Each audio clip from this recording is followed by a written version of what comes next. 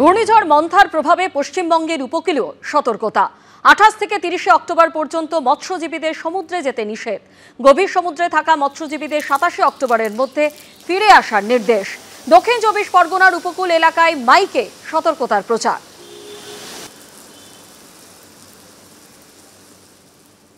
গতকালকে যে গভীর নিম্নচাপ আমাদের দক্ষিণ পূর্ব বঙ্গোপসাগরে ছিল, সেটি আজকে সকালে অতি গভীর নিম্নচাপে পরিণত হয়েছে। আগামী 12 ঘন্টার মধ্যে এটি ঘূর্ণিঝড়ে পরিণত হওয়ার সম্ভাবনা রয়েছে এবং 28 তারিখ সকাল নাগাদ এটি প্রবল ঘূর্ণিঝড়ে সিভিয়ার সাইক্লোনিক স্টর্মে ইন্টেন্সিফিকেশন পরিণত হওয়ার সম্ভাবনা রয়েছে। আর সিভিয়ার সাইক্লোনিক স্টর্ম হিসাবেই প্রবল ঘূর্ণিঝড় হিসাবে এটি আমাদের উপকূল অঞ্চল অতিক্রম করবে। সেটি আমাদের অন্ধ্রপ্রদেশের উপকূল অঞ্চল 28 তারিখে মূলত উপকূলের জেলাগুলিতে অনেক জায়গাতেই হালকা থেকে মাঝারি বৃষ্টিপাত, আর বাকি জেলাগুলিতে 1-2 জায়গায় হালকা থেকে মাঝারি বৃষ্টিপাত হতে পারে।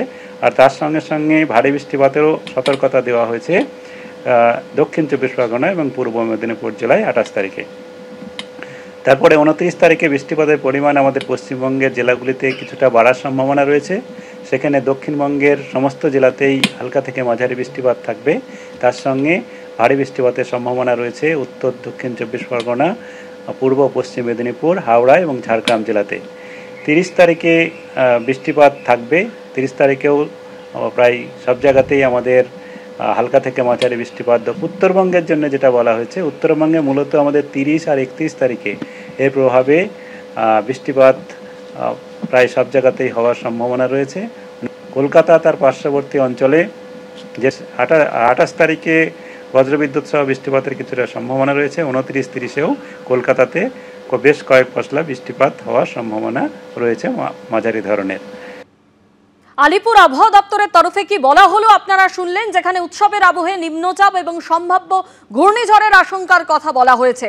আর এই পরিস্থিতিতে দক্ষিণ 24 পরগনার উপকূলবর্তী এলাকায় সতর্কতা জারি করেছে প্রশাসন। আবহাওয়া দপ্তরের পূর্বাভাস অনুযায়ী আগামী কয়েকদিনে নিম্নচাপ ঘূর্ণিঝড়ে পরিণত হতে পারে, যার প্রভাবে এই জেলায় ভারী বৃষ্টি ও ঘন্টায় 50 কিলোমিটার বেগে দমকা বাতাস বইতে পারে। সেই কারণে আজ সকাল থেকে জেলার উপকূল থানাগুলির পক্ষ থেকে মাইকে প্রচারের মাধ্যমে সতর্কতা শুরু হয়েছে।